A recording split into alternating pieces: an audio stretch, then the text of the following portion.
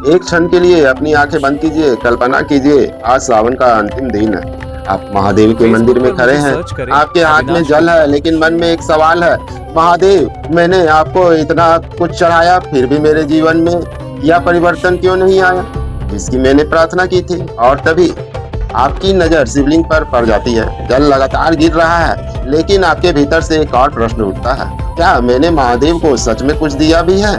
क्योंकि हो सकता है आपने जल दिया हो, बेलपत्र दिया हो, दूध दिया हो, फूल दिए हो, मंत्र दिए हो, लेकिन क्या आपने अपना क्रोध दिया? क्या आपने अपना अहंकार दिया? क्या आपने अपनी ईर्ष्या दी? क्या आपने वह डर दिया जो वर्षों से आपको रोक रहा है? क्या आपने वह आदत दी जिसके कारण आप जानते हुए भी गलत रास्ते पर जाते? क्योंकि महादेव को पाने की साधना शायद कुछ पाने से शुरू नहीं होती, कुछ छोड़ने से शुरू होती है। और आज इस अंतिम भाग में हम उसी रहस्य के सबसे करीब जाएंगे। श्रावण खत्म होगा, लेकिन आपकी साधना सावन आता है। मंदिर सजते हैं, घंटियां बजती है, शिवलिंग पर जल चढ़ता है, बेलपत्र अर्पित होते हैं, हर हर महादेव की आवाज गूंजती है, और फिर श्रावण समाप्त हो जाता है। मंदिरों की भीड़ कम हो जाती है, कांवड़ यात्रा समाप्त हो जाती है, विशेष पूजा समाप्त हो जाती है, लेकिन एक सवाल रह जाता है, क्या मेरा जीवन भी बदला? यही श्रावण की असली परीक्षा है। क्योंकि अगर सावन में आपने 108 बार ओम नमः शिवाय कहा, लेकिन सावन के बाद भी आपकी वाणी किसी को तोड़ती रही, आपका क्रोध किसी को दुख देता रहा, आपका अहंकार रिश्ते तोड़ता रहा, आपकी ईर्ष्या आपको भीतर से जलाती रही, तो पूजा हुई लेकिन साधना अधूरी रह गई। साधना का अर्थ केवल पूजा की संख्या बढ़ाना नहीं है, साधना का अर्थ है अपने भीतर शिव तत्व के लिए जगह बनाना। महादेव को सबसे बड़ा अर्पण क्या है? हम अक्सर सोचते हैं महादेव को क्या चढ़ाएं? दूध, जल, बेलपत्र, धतूरा, फूल, लेकिन एक गहरी आध्यात्मिक दृष्टि से देखें तो इन वस्तुओं का मूल्य केवल वस्तु में नहीं, भाव में। एक व्यक्ति बहुत कुछ चढ़ा सकता है, लेकिन मन खाली हो सकता है। दूसरा व्यक्ति जल की कुछ बूंदे चढ़ा सकता है, लेकिन उसके भीतर पूर्ण समर्पण हो सकता है। इसलिए अपने आप से पूछिए, मैं महादेव को क्या अर्पित कर रहा हूँ, वस्तु या स्वयं का एक हिस्सा? पहला अर्पण अहंकार। महादेव की साधना में सबसे कठिन चीजों में से एक है अहंकार छोड़ना। अहंकार हमेशा यह नहीं कहता मैं सबसे बड़ा हूँ। कई बार अहंकार बहुत सूक्ष्म होता है। वह कहता है मैं ही सही हूँ, मुझे कोई समझता नहीं, मेरे साथ ही गलत हुआ, पहले वह माफी मांगे, मैं क्यों झुकूं? यही अहंकार हमारे भीतर बैठा होता है। और जब तक मन कहता रहता है मैं, तब तक समर्पण अधूरा रहता है। इस सावन एक बार महादेव के सामने बैठकर कहिए, भोलेनाथ मेरी सबसे बड़ी जीत दूसरों पर नहीं, अपने अहंकार पर हो। क्योंकि जिस दिन आपका अहंकार थोड़ा झुका, उस दिन आपके भीतर शक्ति थोड़ी और गहरी हुई। दूसरा अर्पण क्रोध। कई बार हमें लगता है कि क्रोध हमारी शक्ति है, लेकिन क्रोध अक्सर सबसे पहले उसी व्यक्ति को जलाता है जिसके भीतर वह पैदा होता है। किसी ने आपको अपमानित किया, आपने उत्तर दिया, फिर उसने उत्तर दिया, फिर आपने और कठोर शब्द बोले, और कुछ मिनट बाद दोनों घायल। एक घटना लेकिन कई दिनों तक मन में चलती रहती है। यही क्रोध की आग है। इसलिए अगली बार क्रोध आए तुरंत प्रतिक्रिया मत दीजिए, एक क्षण रुकिए, एक गहरी सांस लीजिए और मन में कहिए यह क्षण मेरे कर्म का निर्णय करेगा। फिर बोलिए, शायद आपका एक छोटा सा विराम एक बड़ा संबंध बचा ले। तीसरा अर्पण ईर्ष्या। किसी दूसरे की सफलता देखकर आपके भीतर क्या होता है, खुशी या एक हल्की सी झलक? इससे कैसे मिल गया, मैं इससे ज्यादा योग्य हूँ, इसका समय क्यों अच्छा चल रहा है? यही ईर्ष्या। और ईर्ष्या की सबसे बड़ी समस्या यह है कि यह दूसरे की सफलता नहीं रोकती, यह आपकी शांति रोकती है। इसलिए जब अगली बार किसी को सफल देखे, मन में कहिए, महादेव उसकी सफलता देखकर मेरे भीतर कमी नहीं, प्रेरणा पैदा हो। यह बहुत छोटा परिवर्तन है, लेकिन यहीं से मन की दिशा बदलती है। चौथा अर्पण भय। कितने लोग जीवन में गलत इसलिए नहीं करते क्योंकि वे सही हैं, बल्कि इसलिए क्योंकि वे डरते हैं। अगर असफल हो गया तो लोग क्या कहेंगे? अगर निर्णय गलत हुआ तो? अगर सब छोड़कर नया रास्ता चुना और हार गया तो?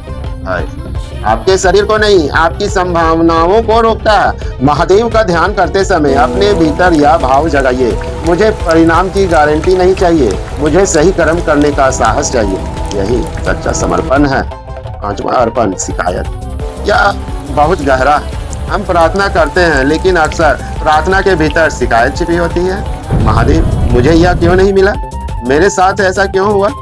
उसके पास सब कुछ है, मेरे पास क्यों नहीं? लेकिन एक दिन प्रार्थना बदल कर देखिए, कहिए, महादेव, मुझे हर परिस्थिति का सही अर्थ समझने की बुद्धि दीजिए। आपकी परिस्थिति तुरंत नहीं बदलेगी, लेकिन उसे देखने वाला आपका मन बदलना शुरू हो जाएगा, और कई बार यही सबसे बड़ा चमत्कार होता है। छठा अर्पण, गलत आदत। अब अपने जीवन की एक ऐसी आदत पहचानिए जिसे आप जानते हैं कि यह आपको भीतर से कमजोर कर रही है। शायद अनावश्यक क्रोध, आलस्य, झूठ, नकारात्मक सोच, समय की बर्बादी, गलत संगति, अत्यधिक दिखावा, या कोई ऐसी आदत जिसे आप छोड़ना चाहते हैं लेकिन हर बार वापस उसी जगह पहुंच जाते हैं। इस सावन सब कुछ एक साथ बदलने की कोशिश मत कीजिए। एक आदत चुनिए और कहिए, महादेव, मैं इसे आपके चरणों में रख रहा हूँ, मुझे इसे छोड़ने की शक्ति दीजिए। फिर अगले दिन से उस आदत के विरुद्ध एक छोटा कर्म कीजिए, क्योंकि संकल्प बिना कर्म सिर्फ इच्छा है। सातवां अर्पण, अपना कर्म। और अब पूरी श्रृंखला का सबसे बड़ा संदेश, कर्म। आप मंदिर में कितनी देर बैठे यह महत्वपूर्ण हो सकता है, लेकिन मंदिर से बाहर निकलने के बाद आपने क्या किया यह आपकी साधना की वास्तविक परीक्षा है। आपने किसी कमजोर के साथ कैसा व्यवहार किया? आपने अपने माता पिता से कैसे बात की? आपने अपने जीवन साथी से कैसा व्यवहार किया? आपने अपने कर्मचारी या सहकर्मी को कैसे देखा? आपने किसी अनजान व्यक्ति के साथ कैसा व्यवहार किया? आपने अकेले में क्या किया जब आपको देखने वाला कोई नहीं था?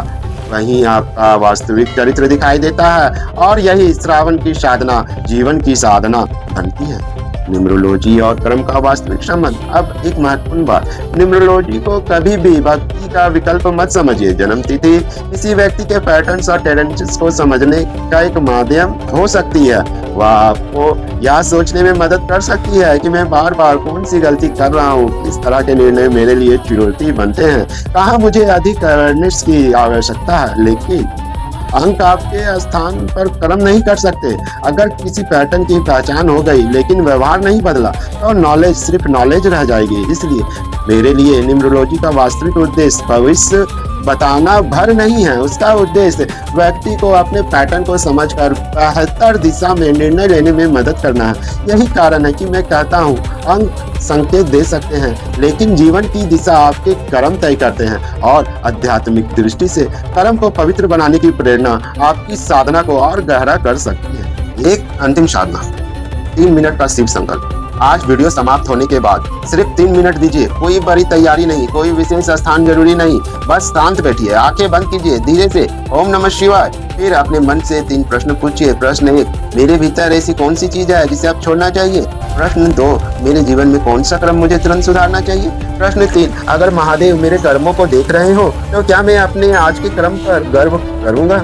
इन प्रश्नों से भागिए मत। उत्तर तुरंत मिले या नहीं, उन्हें सुनने की कोशिश कीजिए, क्योंकि कभी कभी महादेव का उत्तर आवाज में नहीं आता, अंतरात्मा की शांति से में आता है। अंतिम जलाभिषेक। आप एक दृश्य अपने मन में रखिए। आप शिवलिंग पर जल चढ़ा रहे हैं। जल धीरे धीरे शिवलिंग से होकर नीचे बह रहा है। उस जल के साथ कल्पना कीजिए कि आप भी एक एक करके अपनी अशुद्धियां छोड़ रहे हैं। पहली बूंद मेरा अहंकार, दूसरी बूंद मेरा क्रोध, तीसरी मेरी ईर्ष्या, चौथी मेरा भय, 5वीं मेरी शिकायत, और अंतिम बूंद मेरी वह आदत जिसे मैं बदलना चाहता हूँ।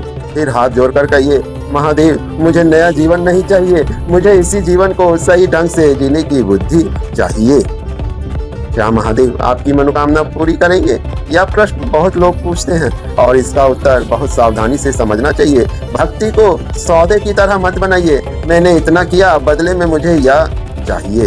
यह व्यापार है, समर्पण नहीं। भक्ति का अर्थ यह नहीं कि हर इच्छा उसी रूप में पूरी होगी जैसी हम चाहते हैं। कई बार हम जो मांगते हैं वह हमारे लिए सही नहीं होता, और कई बार जो परिस्थितियां हमें कठिन लगती है वही हमें उस व्यक्ति में बदल रही होती है जिसे बनने की हमें आवश्यकता थी। इसलिए एक बार अपनी प्रार्थना बदल कर देखिए। महादेव, मेरी इच्छा पूरी हो के स्थान पर कहिए, महादेव, जो मेरे लिए उचित हो उसे स्वीकार करने की बुद्धि दे, और जो उचित नहीं उसे छोड़ने की शक्ति दे।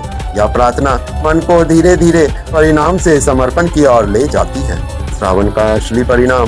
तो अगर कोई आपसे पूछे इस सावन तुमने क्या मिला? तो या मत कहना मैंने इतने सोमवार व्रत किए, मैंने इतने अभिषेक किए, मैंने इतने मंत्र किए। कहना इस सावन मैंने अपने भीतर कुछ देखा, मैंने अपना क्रोध पहचाना, मैंने अपना अहंकार पहचाना, मैंने अपनी गलत आदत पहचानी, मैंने अपने कर्मों को देखना शुरू किया, मैंने किसी को क्षमा किया, मैंने किसी की मदद की, मैंने किसी का दिल दुखाने से पहले खुद को रोक लिया और मैंने पहली बार समझा कि महादेव को खोजने से पहले मुझे अपने भीतर जगह बनानी होगी। यही श्रावण की कमाई है।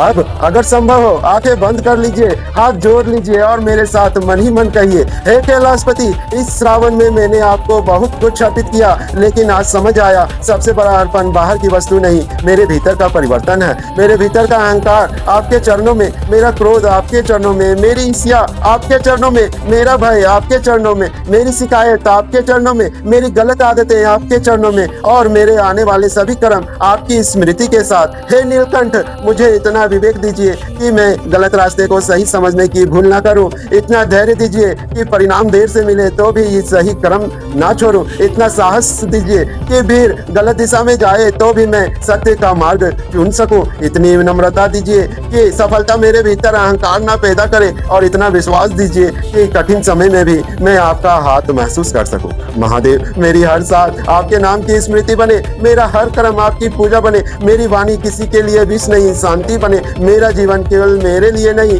किसी और के जीवन में भी प्रकाश का कारण बने। यही मेरी प्रार्थना है, यही मेरा संकल्प है। हर हर महादेव।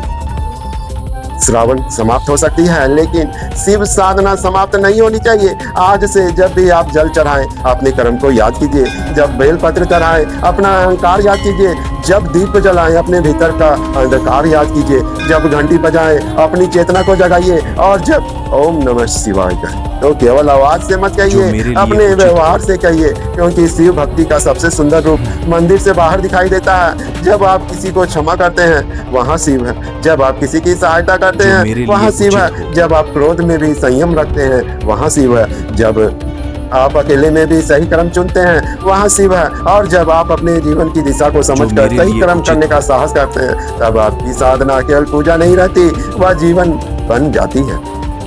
श्रृंखला का अंतिम वाक्य।